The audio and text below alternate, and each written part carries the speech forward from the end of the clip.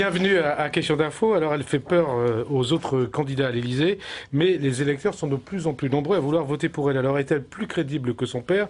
Sait-elle mieux profiter des erreurs de ses adversaires? Invitée de Question d'Info aujourd'hui, Marine Le Pen, la présidente du Front National. Et à mes côtés, pour vous interroger, Madame Le Pen, Sylvie Maligan de l'AFP et Marie-Ève Malouine de France Info. Alors l'actualité de cette semaine, c'est le remaniement. Claude Guéant à l'intérieur, Alain Juppé aux affaires étrangères, Gérard Longuet à la défense. On parle de remaniement politique, électoral avant la présidentielle l'année prochaine. Est-ce que vous vous sentez visé ? Oui, un peu. Oui, Oui, un peu, parce que je pense que c'est un remaniement, effectivement, de combat électoral. Et particulièrement de combat contre le Front National. Mais j'en accepte l'augure. Merci beaucoup. Ça veut dire que Nicolas Sarkozy considère que la candidate la plus crédible aujourd'hui, et celle, semble-t-il, dont il a le plus à craindre, c'est la candidate nationale. Pour vous, c'est un hommage alors? Oui, en quelque sorte, c'est une sorte d'hommage, mais je regarde un petit peu ces nominations et je m'aperçois que M. Guéant, notamment, qui est ministre de l'Intérieur, qui a été auprès de Nicolas Sarkozy durant 9 ans, hein, Nicolas Sarkozy l'a présenté ainsi d'ailleurs, bien porte donc la responsabilité de l'échec de la politique en matière de sécurité depuis 9 ans. Il a été 5 ans auprès de Nicolas Sarkozy au ministère de l'Intérieur, puis 4 ans auprès de Nicolas Sarkozy à la présidence de la République.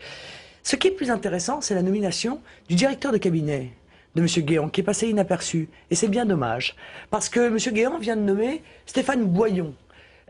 Bouillon, pas Boyon, Boyon c'était l'autre. Stéphane Bouillon, il s'était fait connaître il y a quelques années, en 2008, en se présentant comme le grand liquidateur de la gendarmerie nationale. C'est lui notamment qui, dans un courrier qui avait été révélé dans la presse, avait réclamé la liquidation pure et simple de la gendarmerie nationale. Rappelez-nous les choses parce qu'on n'a pas... Oui, alors il proposait dans une longue lettre la suppression de 15 escadrons de gendarmerie mobile, ce qui d'ailleurs est en train d'être fait, puisqu'il y en a 8 qui ont été supprimés cette année, enfin l'année dernière et 7 cette année. Il proposait la fermeture sur 3 ans de 175 brigades territoriales sur les 1700 dans le cadre de la RGPP.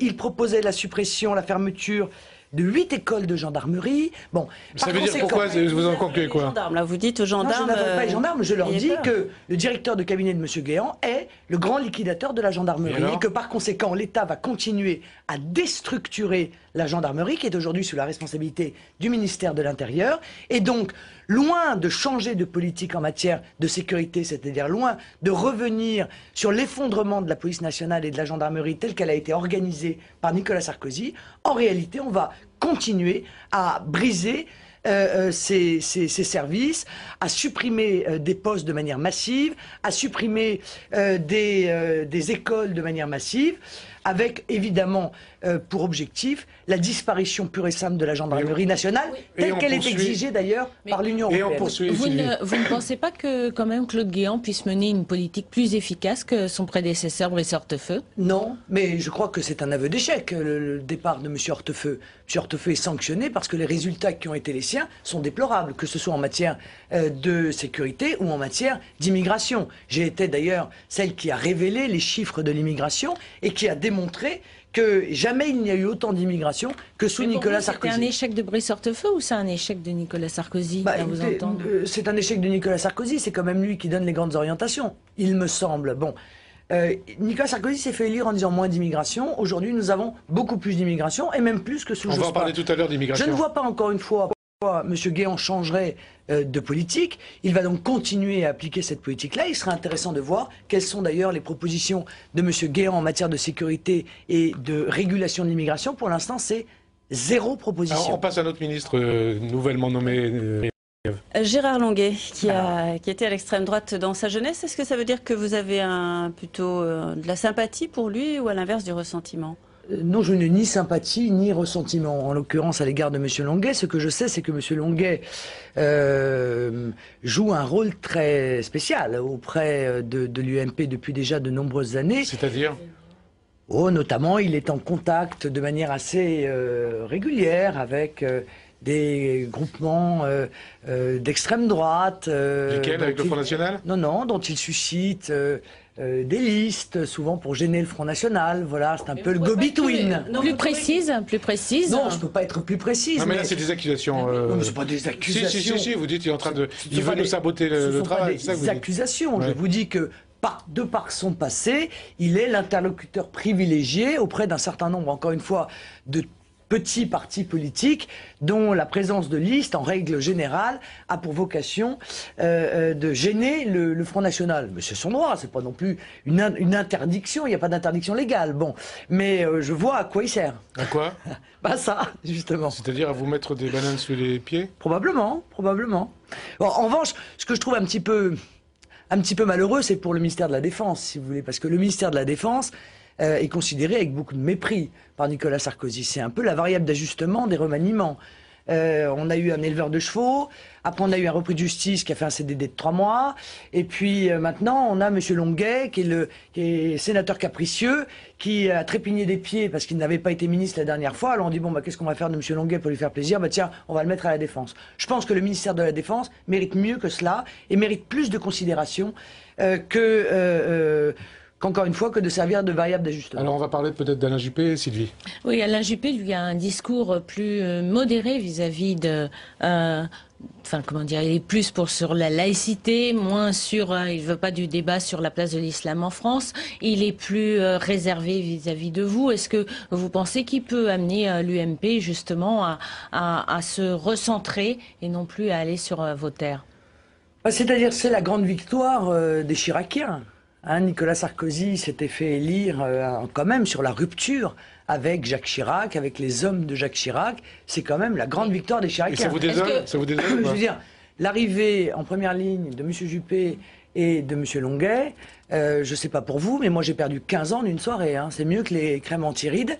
Ça a été une cure de rajeunissement. On s'est retrouvés dans les années 93, 95.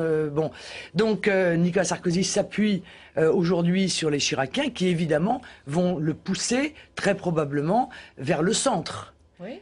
Mais voilà, ce sera le choix de Nicolas Sarkozy. De toute façon, ça permettra quoi? Ça permettra de faire en sorte que les discours de Nicolas Sarkozy soient enfin en accord avec ses actes, c'est-à-dire une politique de centre-gauche. Alors on va parler de Nicolas Sarkozy à s'améliorer. Pour vous, qu'est-ce que vous appelez s'améliorer? Vous dénoncez souvent les discours de Nicolas Sarkozy, sa position sur l'islam. Vous dites c'est super, ouvrir un débat là-dessus, ça nous profite. Peut-être qu'Alain Juppé va le ramener sur un chemin qui vous profitera moins. Oui, mais très honnêtement, le simple fait d'avoir... Mais ne serait-ce que évoquer l'organisation d'un débat est tout de même déstabilisant pour les Français. Parce que, en quoi consiste en réalité ce débat? Le débat consiste à savoir s'il faut appliquer la loi. Mais moi je vous réponds, oui, il faut appliquer la loi de 1905. Donc nous allons voir ce qui va sortir de ce débat. Je crois qu'il va sortir de ce débat d'abord le vide sidéral de la pensée de l'UMP sur des sujets importants que sont les violations systématiques aujourd'hui de la laïcité, l'islamisation de notre pays, les pressions qui sont effectuées par des groupements politico-religieux en vue de faire plier les lois de la République, l'abandon total des entreprises privées face à ces revendications, et peut-être arriveront-ils, mais c'est même pas sûr, à se mettre d'accord entre eux. Puisque M. Apparu est pour le financement public des mosquées, M. Copé, d'après ce que dit la presse, aurait indiqué lors d'un bureau politique qu'il était pour appliquer le concordat Alsace-Moselle à l'ensemble de la France, c'est-à-dire faire des imams, des prêtres et des rabbins, des fonctionnaires de catégorie A, et financer publiquement les lieux de culte avec les impôts des contribuables. Bon, on voit bien qu'il y a tout de même de très lourdes divergences sur ce sujet au sein même de l'UMP. Ça veut dire qu'au cantonal, ça va être un raz-de-marée front ou front national, puisque vous je ne sais pas si ce sera un raz-de-marée. Ce sont des élections difficiles pour nous. Vous le savez, nous avons fait un effort tout particulier pour permettre aux Français, effectivement, de s'exprimer. Nous serons présents dans 74% des cantons, ce qui représente 2% du corps électoral. C'est un bel effort. Je ne suis pas du tout sûr, d'ailleurs, que l'UMP puisse faire de même, puisqu'il semblerait que les candidats UMP n'aient pas envie de prendre l'étiquette UMP. Les vôtres prennent l'étiquette Marine et pas l'étiquette Front National. Non, tous ont l'étiquette Front National. Sur vos affiches, bizarrement, on parle du Front et plus du Front National, et on parle de Marine. Non, sur les affiches des cantonales, il y a Front National en très très gros, on risque pas de nous rater. En revanche, sur les affiches de l'UMP, vous ne trouverez pas l'étiquette UMP. C'est tout de même étonnant. C'est pas très correct, c'est pas très honnête à l'égard des électeurs que de se cacher derrière une étiquette divers droite, alors que l'on soutient en réalité la politique de l'UMP au niveau national. Sur les cantonales, vous pensez qu'il y aura beaucoup de triangulaires ou plutôt plus de duels? Front National gauche, Front National gauche. Je pense qu'il y a plus probablement il y aura plus de duels qu'il n'y aura de triangulaires, et pour cause, puisqu'ils ont modifié le mode de scrutin, et que compte tenu de l'abstention prévisible, il faut faire entre 25 et 28% pour pouvoir accéder au second tour. Et en cas de duel gauche-Front National, qu'est-ce que vous attendez de l'UMP? Mais je n'attends rien de l'UMP. L'UMP appellera à voter à gauche, comme ils l'ont toujours fait. Et s'ils ne le font pas? Oui. Mais ils le feront, ils le feront. Alors là, je suis prêt à parier. J'ai pas de cravate pour le coup, mais je suis prêt à prendre les paris avec vous. Ils l'ont fait à Hénin-Beaumont. Ils l'ont fait à chaque fois qu'ils ont eu la possibilité de le faire. Ils parlent déjà d'ailleurs du cordon républicain, d'un front républicain. C'est l'UMPS. Ils sont très proches sur le plan idéologique. C'est d'ailleurs pas très étonnant qu'ils appellent à voter les uns pour les autres. Et bien, mais c'est les électeurs UMP qui peut-être ne suivront pas cette consigne. Ça, et là, vous pensez ça? Ils vont pas suivre la consigne? Non, je crois qu'il y a S'il n'y a beaucoup... pas de consigne, qu'est-ce qui se passe? Non, mais il y aura une consigne.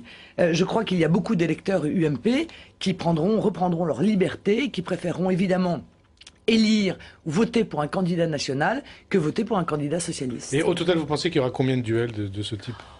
Et je ne sais pas, encore une fois, je ne peux pas lire l'avenir. J'espère qu'il y en aura le plus grand nombre, parce que je pense que l'UMP se tire une balle dans le pied avec cette modification du mode de scrutin. Bien mal acquis ne profite jamais, on dit. Et il risque d'arriver dans un certain nombre de cas en troisième position, effectivement, derrière le candidat socialiste et le candidat du Front National. Et ainsi être éliminé. Vous espérez combien d'élus? Nous espérons des élus. Nous n'en avons pas. Par conséquent, si la question était plus précise, combien? Non, je ne peux pas vous dire. Des élus. Voilà, c'est les peuples français qui décidera. C'est comme ça la démocratie. Une dizaine, vingtaine, c'est plutôt... Nous verrons. Tout ça dépendra, encore une fois, aussi de la participation. Notre objectif, c'est de mobiliser les Français et de mobiliser particulièrement nos électeurs. Bon, je ne suis pas tout à fait sûr, honnêtement, que les électeurs de l'UMP soient très mobilisés en ce moment. Sylvie. Oui, la politique étrangère est devenue un enjeu de politique intérieure. Est-ce que vous auriez une politique étrangère différente? Oui, incontestablement. Ce sont de vastes sujets, mais on peut tout de même s'apercevoir, faire un constat. C'est que dans l'ensemble des affaires où Nicolas Sarkozy a dû prendre des positions dernièrement, à chaque fois, sa position a été un échec ou une erreur. Je crois que ça a été le cas très clairement en Côte d'Ivoire. Ça a été le cas dans la manière dont il a géré l'affaire Florence Cassé avec le Mexique. Ça a été évidemment le cas des révolutions du Maghreb. Vous auriez fait quoi, vous? À moi, en Côte d'Ivoire, par exemple, ou dans l'affaire du Mexique, je n'aurais pas insulté le Mexique, je ne l'aurais pas traité comme un sous-pays développé, un pays sous-développé, je n'aurais pas traité sa justice comme une justice d'indigènes. J'aurais fait preuve de respect à l'égard de la justice mexicaine, et je n'aurais pas accusé, le Mexique en les humiliant comme Nicolas Sarkozy Là, vous parlez du Mexique. A cru pouvoir le faire. Sur le Maghreb.